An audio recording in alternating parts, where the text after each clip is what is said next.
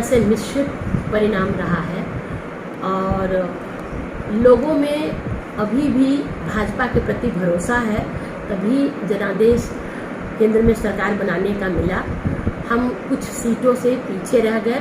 आत्ममंथन करने की ज़रूरत ज़रूर है और इसकी मूल में जो कारण है वो है इंडी गठबंधन द्वारा एक झूठा और भ्रामक नैरेटिव जो तैयार किया गया कि संविधान खत्म हो जाएगा। आप बताइए ना, संविधान कैसे खत्म हो जाएगा? लोकतंत्र खतरे में है, खत्म हो जाएगा, कैसे हो जाएगा? ये आरक्षण उन्होंने कहा कि भाजपा अगर सत्ता में आई तो आरक्षण खत्म कर देगी। जनता भोली भाली है और जनता के एक वर्ग को ये लगा कि आरक्षण खत्म हो जाएगा। हम लोगों को याद दिलाना चाहिए था कि जब सुप्रीम कोर्ट ने आरक्षण कम किया था तो ये नरेंद्र मोदी ही थे जो कि एक विधेयक ला करके और उन्होंने आरक्षण को यथावत रखा।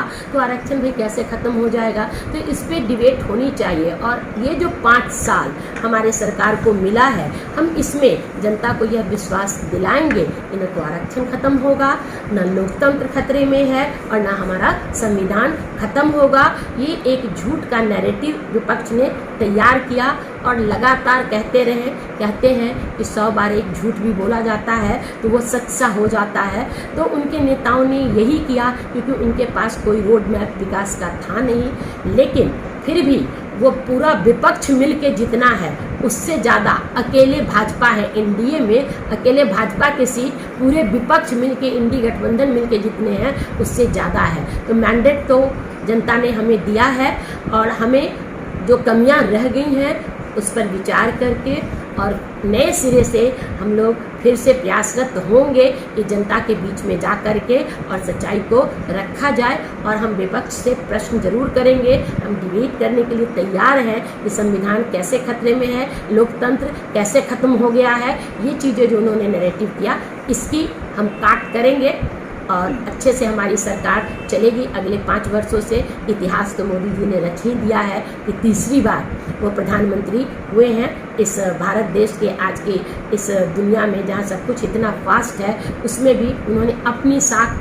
बचाई है और थोड़े बहुत जो झटके हैं उनसे हम सीखें। देखिए, विपक्ष कुछ तो कहेगा और वो लोग इस बात को हवा भी दे रहे हैं, जबकि नीतीश जी हों, चंद्रबाबू नायडू जी हों, वो सभी पूरी मजबूती के साथ हम लोग के साथ, एनडीए के साथ बने हुए हैं। नीतीश जी की 12 सीटें हैं, इसका कोई तुक ही नहीं होता कि वह 12 सीट 238 में उनके जाके मिल भी जाए तो उनके पास वो जादुई नंबर नहीं होता है कि वो सरकार बना ले। तो नीतीश जी भी ये समझते हैं, उनको वो एनडीए के साथ हैं। चंद्रबाबू नायडू भी अगर अकेले निकलेंगे तो भी जादुई नंबर हमारे विपक्ष के पास नहीं होगा।